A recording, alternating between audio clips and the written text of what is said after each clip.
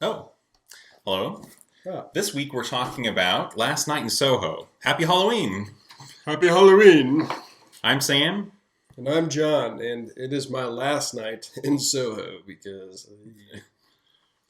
We'll start with our non-spoiler review. What's your reaction from seeing it this afternoon? Okay, so if you watch the trailer, we're assuming you've watched the trailer with our non spoiler review. Okay, Edgar Wright, wow. He is a man of many talents, and one of his talents is making suspenseful movies. Like, edge of your seat, but also like sinking in, trying to hide from the screen because you're like, I'm so uncomfortable. Yeah, I was excited to see another Edgar Wright movie because he's one of my favorite directors, known for Shaun of the Dead, Hot Fuzz, The World's End, Scott Pilgrim vs. the World, um, Baby Driver, and the first draft of Ant-Man. Really? Yeah, he didn't end up directing it in the end. Why? Difference of opinions on the movie, I think. Hmm. This is his newest project, Last Night in Soho, which is a departure from his previous films in that this is not really a comedy at all. It's a horror movie. There was nothing funny about it. Yeah. I was like, oh, good, Edgar Wright movie. It'll be, Sam's like, it'll not be that funny. I'm like, what? No, it'll be a little funny. Like, it'll be like Shaun of the Dead kind of horror movie. Sure, it will be. I thought it was going to be. And then, no, it wasn't. But it was a good movie. Suspense movie. Not my type of movie.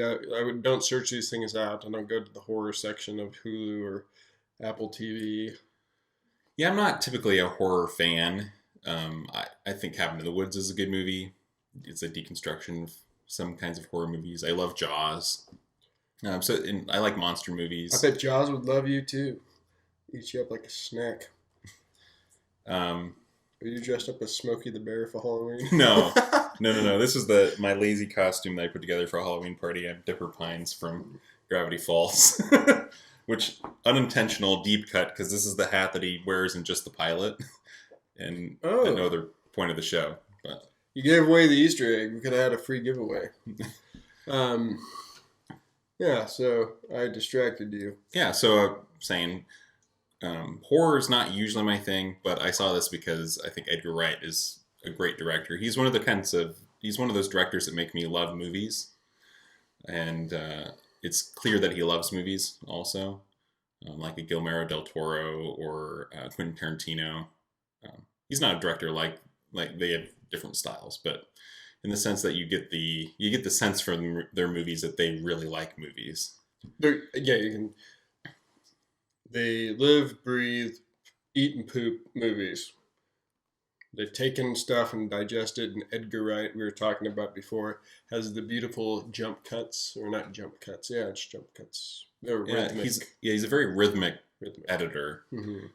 That's always something that I look forward to watching his movies. Is he has a great use of music always, usually very intentional music. Right. Um, his directing and editing is very rhythmic and usually very planned out.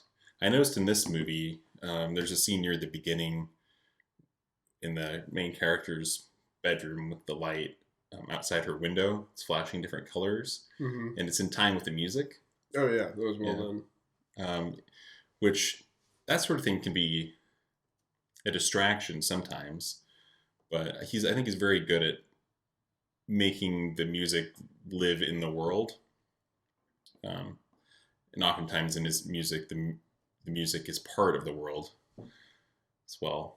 In this case, the characters playing the records. Yeah. I think that is all. I agree with all of that.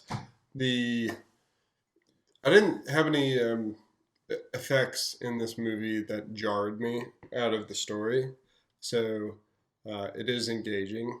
You are enthralled, like not enthralled, that's the wrong word, but you are engaged the entire movie.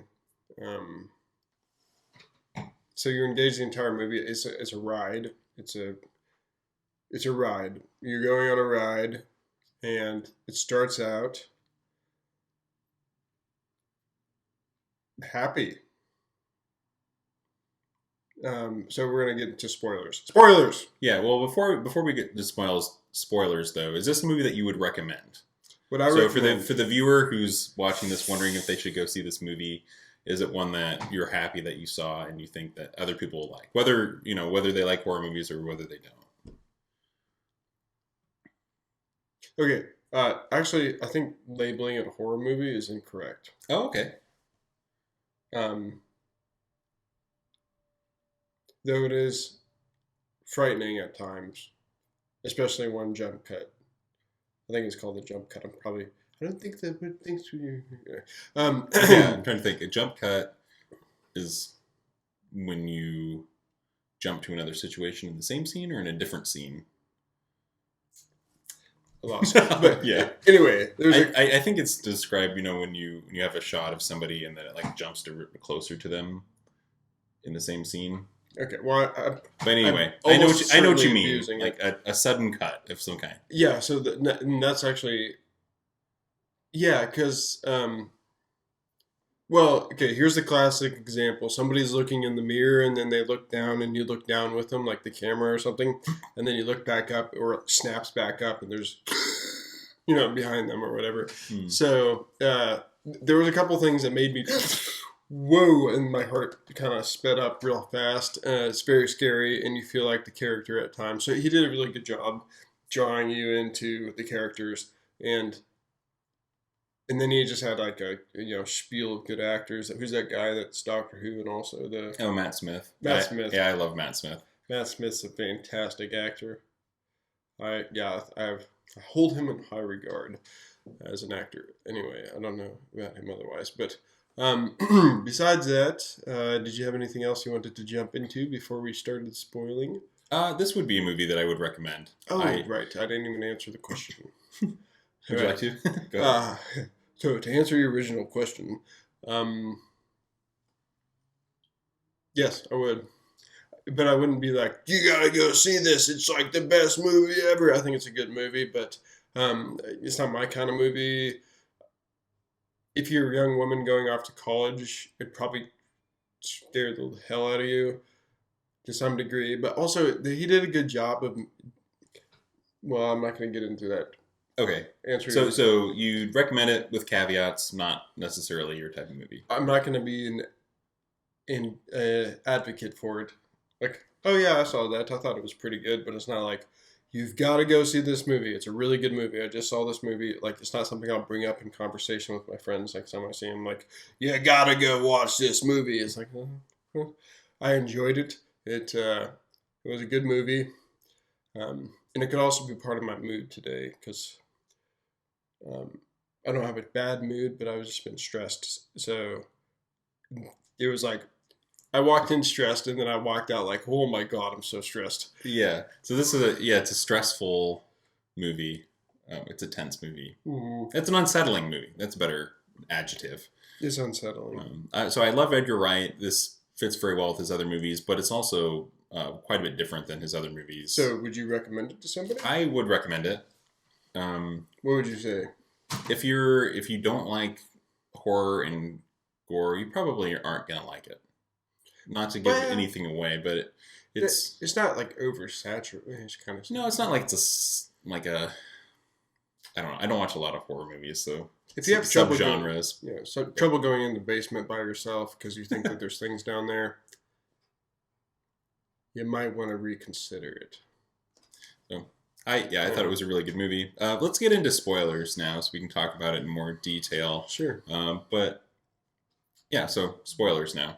Spoiling. So what this movie is really about is about a girl going off to college, going to the big city, and her grandmother's warning her that it's a like your mother did. Right. Yeah. That it's a dangerous place, and that there's like bad man. She said bad man, or yeah. Just so, like this typical, city. Typical warnings from the nice country folk as you. All right, you're going to the city. There's scammers there, that kind of talk. Just telling him to watch out. The world's bigger, and cities attract not so nice people, and you can tell. Sorry to cut you off. You're fine. Go ahead. But at the beginning of the movie, it starts out happy, and it's a horror movie or whatever genre it fits into. So you're sitting there like, when are the bad things gonna happen? But it's just so happy at the beginning. She's super happy. She got into the school she was dreaming about going to. It's going to London. I'm going to London, and she's obviously just dancing around at the beginning, just having a good time. Made clothes out of newspapers. Don't know why. I'm assuming it's because she couldn't afford fabrics. That's kind of what I assumed in the movie, and then, but yeah. So then she arrives, or she's on the train with her headphones, and she seems to kind of like, but she's obviously mentally, she's mental. Well, she's gifted in some way, so it's a little vague. Where again, we're in spoiler territory now, but her mother had mental issues and then killed herself, and so her grandmother's worried for her that well, there's a sense of guilt maybe there that she wasn't able to help her daughter, or she wasn't able to help her. She doesn't. She basically just doesn't want the same thing to happen to her granddaughter. It's got to feel like a failure when if your child were to, you got to take like it. You'll feel responsible for that no matter what. Yeah, so it's already kind of a sad situation, and she's very clear that she can see her mother. Yeah. Right. So she is able to see her, and she pretends she has some connection. She pretends like she doesn't see her when her grandma's like, "Oh yeah, no, I haven't seen her in months," or whatever she says. But she just looked at her and winked, or whatever. Yeah. Well, but the movie is kind of an interesting place where it's almost, I don't know, shining territory, but it's there's the assumption that she doesn't actually see her, like she's crazy. Like the movie kind of leaves it open. It's like, is she just super sensitive to ghosts essentially, or is she seeing things that aren't there? And I feel like the movie kind of floats in the middle in a way that's good for this genre. And so the other nice thing about it, along these lines, is she's the only one that's seeing anything. So it's not like everybody's acting like, oh, there's a scary monster around the corner, like a horror movie. Like, and some actors are better than others. So then, like, one person not selling the "I'm scared" gambit just pulls you out of the horror movie, and which is fine with me because I don't like horror movies. But I think they did a really good job of making it horrifying for her, and then she ends up breaking that wall that they kind of construct around her so she stops experiencing it when she comes with the scissors into the or sorry, mean person roommate of hers when she has the scissors there. Like, I was kind of hoping that they wouldn't have stopped in the movie, but I was not happy with the roommate character. She did a really good job. Like, I was happy with the acting, but I was like, wow, that person is Yeah, so you're saying that's a turning point in kind of the fantasy element. Right, because she almost hurt somebody for real. Right, and she had gone to the World. police. So they opened it up where she's finally telling other people, because she doesn't tell anyone. She's not even telling anyone that she knows her mom or sees her mom. And then finally she goes to the police because it's too much. And then the police are like, we need to find records. And then all of a sudden she's in the real world piercing. Like, she literally almost pierces through with the scissors. And then everything's wide open from there. Yeah, I would say that's the start of, I don't know, the third act of the movie. Yeah. It's a turning point in the movie anyway. Turning point. Yeah, I got some vibes of Midnight in Paris. Have you seen that movie? Woody Allen. It's also a movie about fantasizing the past or idealizing the past, which I thought this is kind of what this movie was about.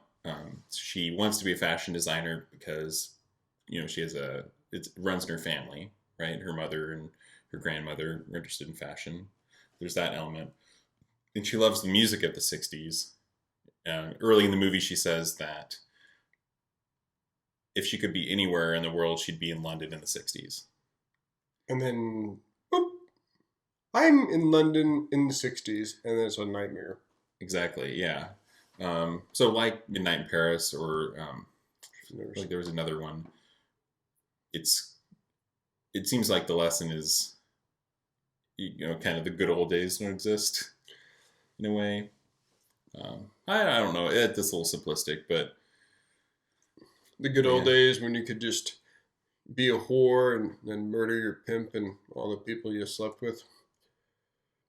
Yeah, that's. um, but that is what happens.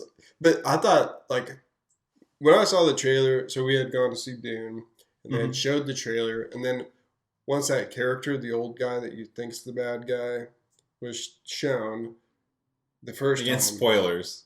Right, spoilers. Edgar Wright. I should have expected it, but I didn't. Yeah, actually, I was kind of disappointed watching it a little bit, just because like, oh, this seems really straightforward. Well, Like yeah. they set up really early that I was like, this guy's yeah, Jack, and yeah. there's something bad about him, and then Well, he also doesn't help where he's like, I've done a lot of bad things in my life, love. They use love a lot over in across the Mhm. pond. Or whatever Yeah, they I say. think the idea is that it was a complicated time, so that character's a police officer, and he was trying to take care of people, but you get the sense that he wasn't completely clean either. Um, Well, what they call him? They had a nickname for him, the groper or something. Handsy, Handsy, yeah. Which I'm guessing is groping. That's what it translated to me as. maybe, Handsy. yeah. And he's like, I make it my business to know all the young women. It's like, yikes. But anyway, so yeah, And then the things that he says can be kind of taken two ways, where right. he's like, I had to keep the girls in line and that sort of thing. Yeah, that Which was like, okay, he's the pimp. sounds, Definitely yeah, the pimp. sounds creepy, but then you can take it the other way. It's like, oh, he was trying to help girls get out Yeah. or encourage them to get out of their situation. Look in the mirror and But was he, how much was he involved? You don't really know. But he wasn't. He didn't turn out to be the person you thought he was early on in the movie. absolutely not. Nope. But he did end up dying, I think. But we don't know. He just got hit by a car, and then she's like, "Oh my God, I did terrible things. I need to go home now. I'm running away from everything." And then she didn't make it. You know what's crazy though? The old lady who gives her the tea. Mm-hmm. The Who's second Sandy? turn, essentially. Right, Sandy. Did you notice the ballerina on the I did on notice the ballerina. on the mantelpiece? Yes. That was my clue in, which I thought was really well delivered. Where it was given some foreground early in the movie, Mm-hmm. so that you remembered it, and then they showed it very specifically. Hey, it wasn't hammered in, but it was just enough that like I figured it out just the second before the reveal in the movie, which is always what you want. Or I don't know about always what you want, but in this case, intentionally, that's what the audience I think was supposed to feel or clue it on. Well, at that point, I got confused. I saw the ballerina, and then I was like, "Okay, but maybe she just had it Oh yeah, from like the room, because." And she said there's, but then she gives away the clue that I have so many memories in here, and she looks around the room. But and then when she asked about Sandy, I would have expected her to go like, give like a quick reaction away. mm-hmm. If she was going to be that person. So I was confused up until the point when she's like, "Oh, no, dear. I know you won't be telling anyone." Mm-hmm. And then I was like, "Oh," because when she gave her the tea, that was like, she told her to come in and have tea. But it doesn't make sense to me that she was like, going to kill her because she didn't know until she revealed it to her, the girl. Right now, the girl just thinks she's nuts. She just had somebody get hit by a car, essentially. She's like, I need to leave. I need to go home. If I had been the lady, I'd just been like, okay, no problem, dear. I'll take care of the mirror. Just leave. And here's your 2-month deposit back, and just let her go. That is not what she did. She decided, I'm going to poison this person, and then stab the black guy in the stomach. I thought he was a good actor, really good actor. And I wonder if his character would have had a little bit more dimension if he would have doubted her a little bit and then come back for her or something. well, I don't know if that would have been too expected, but he said he was a good listener, and then he is there for her. So it makes you want. He's very consistent, but Right. I wasn't sure why. I was rooting for him. Like I was like, yay! Yeah, Keep going. he was the one person who believed her and was trying to help her. Yeah, or not even necessarily believed her, but believed that she needed help and was wanting to help her. Yeah. And so some of it was a little strange. Like he obviously likes her, but wouldn't she be like, okay, she's crazy? I'm like, no. So there's something about him. He was almost a little too helpful. Well, there's something about him. Like it reduced some of the dimension of the character, maybe. Like he was good. But, well, at the beginning, he was super helpful. And then he was like, oh, Ellie. And he realized like it was her can. And then he gets her the next one. So he's very, seems like empathetic. And he didn't bug her at the party. But the nice thing about him, though, compared to the pimp, whatever that guy's name is. Jack. Jack pretends to be, what did you call the lady? Right. She's a fucking whore. But then he turns out to be friends with that guy. Right. So it was an act. Right. And the black guy's not acting. So I think there was like two, or he was acting, of course he was. But like he's actually a good guy. And then he might be a little bit of a rabbit. I'm not sure he would have been able to hammer somebody. He obviously got stabbed in the stomach by like a 70-year-old woman. So it's like, come on, man. She's saying run, and then there's an old lady with a knife. That happens pretty quick. I didn't have a problem. I was disappointed. I was like, come on. He did remind me a little bit of I don't remember the character's name.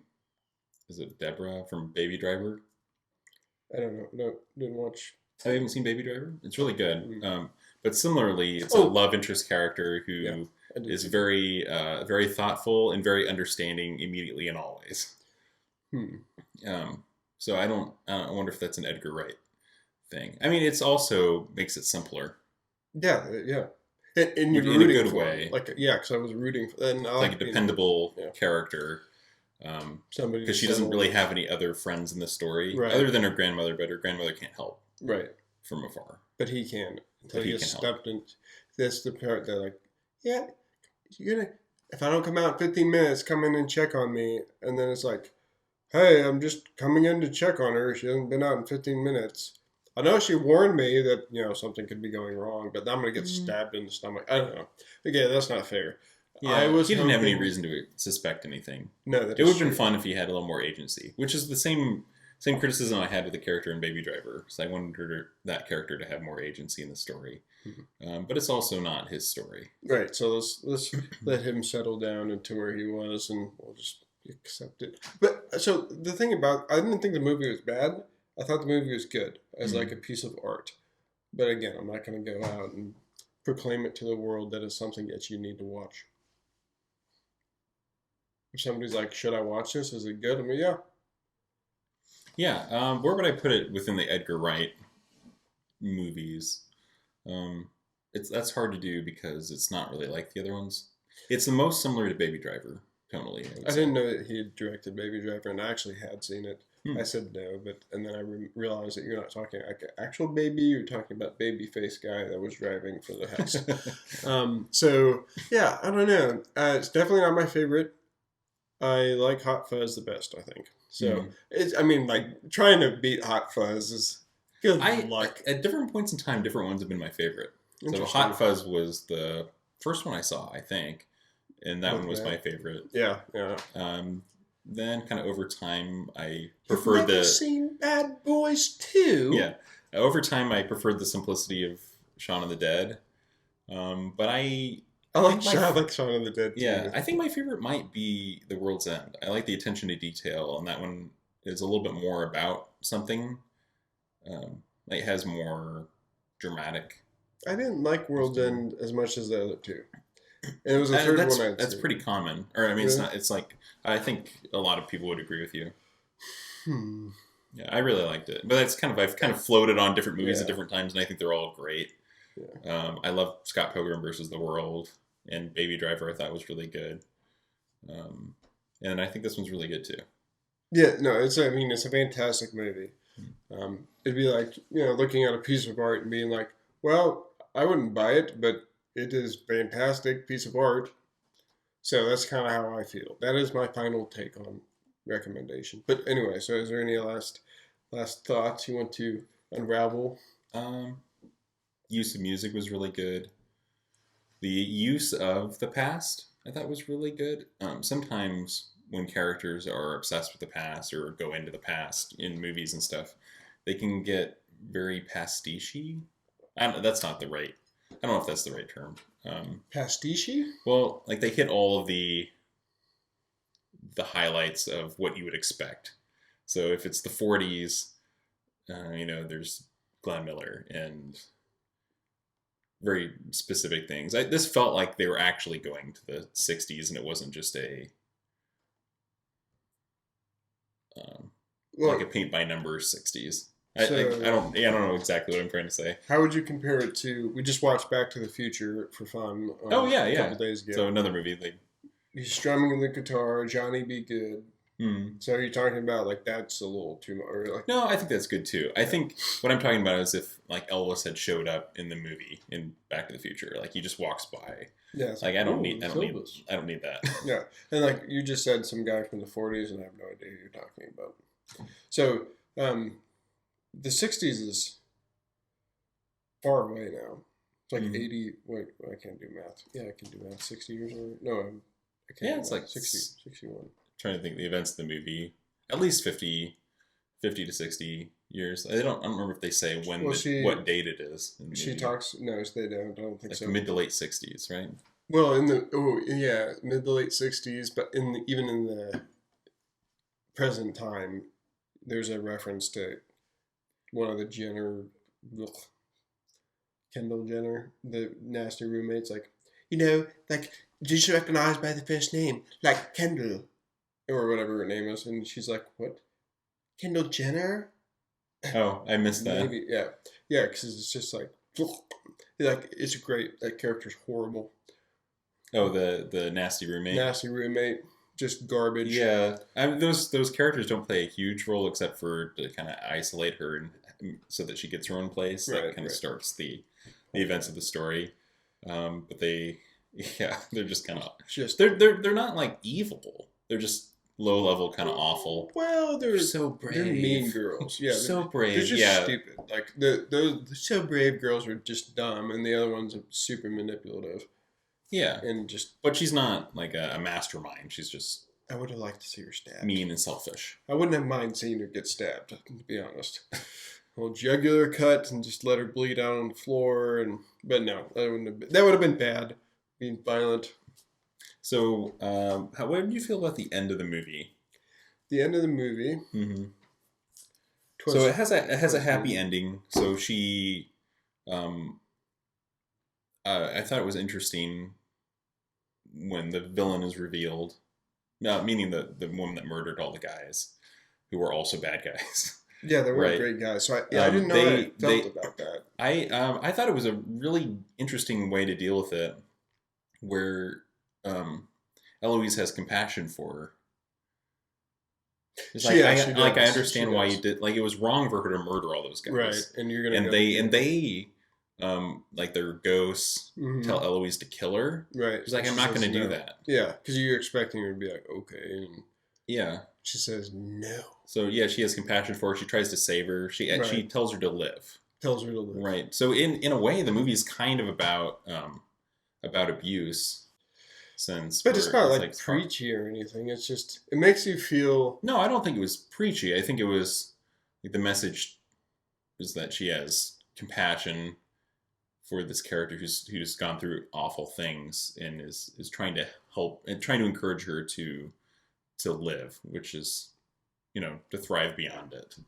Yeah, that was interesting because she's like, I understand what you've gone through. Because she's literally stuck in the past. Right. Like Eloise gets pulled into the orbit of her past. Like the people she killed are literally in the walls. Right. She can't leave. Right. I think she says she's stuck in like the hell of her past or whatever. Yeah, because she's imprisoned. She's been imprisoned her whole life. And she killed them when she was young. Mm-hmm. She wasn't whoring for that long before she decided to end it all. But she didn't end it all. The interesting thing about that is, too, I'm like, how did the bodies not just reek, like, horribly? Yeah, movies. Fair enough. I mean, But yeah, such having watched like cop dramas, like that would have made the whole neighborhood just grotesque. Just yeah, ugh. like all the moisture in the walls would have caused mold. And Yeah. You're just like walking in, like, this smells like a great place to live. You rent this room out? Like, and also, why is she renting the damn room out? Why is she doing that? She has dead people in the walls and everywhere. Oh, there's a board upstairs that was a little loose. I'll go take care of it. No, it's fine. I'll take care of it. Yeah, that's one of those movie things. Yeah. She probably needs money. I don't know. She asked, but she does have specific roles. She and does. No male visitors after 8. Interesting for an old whore. Yeah, actually. And I thought that there's some ghost thing going on. She said people leave in the middle of the night. Oh, maybe other people have seen ghosts. Maybe other people have seen those dead people, so maybe it's... But then no other characters in the movie did. Oh, she did. So Eloise did, and then I think she saw them at the end. The woman? I think that's what the movie was communicating, is that she could also see all the ghosts, which is why she... Oh, yeah, she does have She essentially refuses to, or is unable to, move on or move past it. She can't leave the house. Well, she kind of murdered, like, 30 or so people with a knife, and nobody caught her somehow. But anyway... Well, they all went missing. Right. They didn't tell anyone where they were going. Like, I think that's believable. Oh, right, because she's a whore, and they probably don't want anybody to know that they're going to sleep with a hooker or whatever. That was another tough thing about the movie, because, oh, man, he did a really good job. This is something I thought was absolutely fantastic. You jump into the past with her. She's super excited to be there, Eloise. And then there's that character, Sandy, who she becomes after tapping the mirror, which was an interesting thing. So you know that she's in there and she's also out of there. Yeah. Back and forth. It was very fluid. Very fluid. Like amazingly fluid. But the thing that I thought was interesting was Sandy's approach to life at the beginning. At the very beginning, when she's like, I want to be the next lead singer at this place. Mm-hmm. Oh, people's dreams come here to die, not mine. And she's very just like, I'm going to do it. Mm-hmm. And then he's like, well, open your legs. And then apparently it goes downhill to the point where she murders everyone. But, yeah, I mean, he didn't really go into it, but I imagine in those situations it's kind of a cycle of... Well, you saw her running through the hallway to try to get away from him. Mm-hmm. And you see all the people on heroin. And oh, right. Yeah, that was a very... Yeah, drew you into the world where you're just like, oh, this is horrible. She's in that horrible, horrible place. Yeah, hard to get out of. Oh, like that situation. And then there's a couple lines over, you think you can just walk away? Mm. He says that like over and over at some points. So she must have tried. And then she's like, I'm not doing this, you know? And he's like, yes, you are. Then, yeah, apparently she does. And then it continues. Right. But anyway, yeah, very, very tense, stressful movie. Very tense, I thought it worked out really well. I'm curious, what do you think about the end, though, when she sees, what's the character's name? The girl from the 60s. She sees her one last time at the very end of the movie, and then taps the mirror again. So she can see her mother again, and then... Then she sees the girl. I think it was just a way to wrap it up, to tell her that I'm on the other side, and... I'm somehow not burning in hell, but I'm here. Yeah, that was weird because maybe it was just... Yeah, I wasn't 100% sure what it was communicating or whether I liked it or not. Yeah, and I'm also confused about...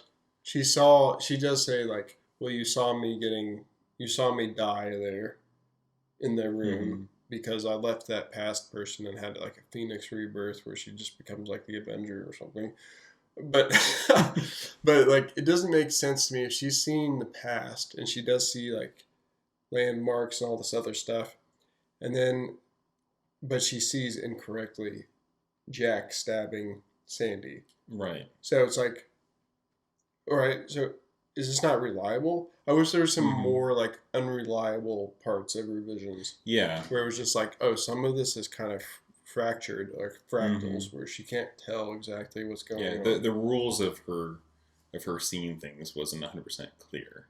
Like, I almost felt like a shortcut with the Jack killing her thing, because everything else seemed to have happened other than that. Right, and that's the thing that, take liberties with it, but it's kind of a horror movie rules thing where that's the easiest thing to do. Right. And you can kind of explain it a way that she's not literally seeing visions, but she's kind of feeling what happened. And so what she was feeling was that old self die, like when she was killed by that experience. Well, also, she's still alive. Like, Sandy's still alive in the house. Right, so but she's claiming that Sandy's dead. Oh, because she's sensing things about the people around her, because that seems to be, well, I don't know, because that's also not clear. But she somehow is able to attach to people, it seems like. Yeah, so maybe the end means that, like, Sandy was set free, or, like, the spirit of like, the 60s will live on. Or that she is a little crazy and now, like, the cycle is going to, in some way, repeat, where London's going to crush her dreams. And then she's going to become a whore and a murdering whore. No, I don't think literally, but... Okay. Yeah. But I think it's still a happy ending. I was 100% sure what was being communicated at the end with that kind of, like... But is everything really okay? Maybe that's the point. Are you confused? That's the point. But no, I think there's probably something there that we're just missing, or... If we let's ask him. Well, you guys want to call Edgar Wright real quick? Yeah, we have his number. I don't have my phone. Otherwise, I'd call him. Like, but yeah, Edgar Wright, another great movie. Yeah. I can't wait to see your next one. Yeah, seriously. Not that you're watching this, but if you happen to be watching this, then that's weird. But also, more Shaun of the Dead and Hot Fuzz, dude. I would love to see another Simon Pegg, Nick Frost movie. Simon Pegg. But I need another Edgar Wright movie. Yes. Simon Pegg. I thought Simon Pegg's the actor that's in the Edgar Wright movie. Yeah, with that trilogy of movies, Simon Pegg and I love Simon Pegg. Edgar Wright wrote together. Who's a larger gentleman? Nick Frost. Nick Frost. That guy's great. I love that guy. He's also very funny. He's super funny. But yeah, Simon Pegg. And Simon Pegg and Nick Frost together are just gold. You can't beat it. They're just how's that for slice of fried gold? Yeah. But yeah, so anyhow. Thanks for joining us. I'm not sure what we'll review next, but Last Night in Soho. I kind of want to do that one with the medieval knights and the slain. Oh, the Last Duel? The Last Duel, yeah. What do you guys think? That. Yeah, leave a comment. Let us know which ones you want us to see. I really want to see that one. We were kind of talking about it earlier this week, kind of tossed them up, and then we decided to go to this one. And then I found out it's because Edgar Wright had directed it, and I thought it was fantastic. So, other than it's not my flavor of movie, but a great piece of art. Well done. Yeah. Thanks for joining us. See you next time. See you next time. Bye-bye.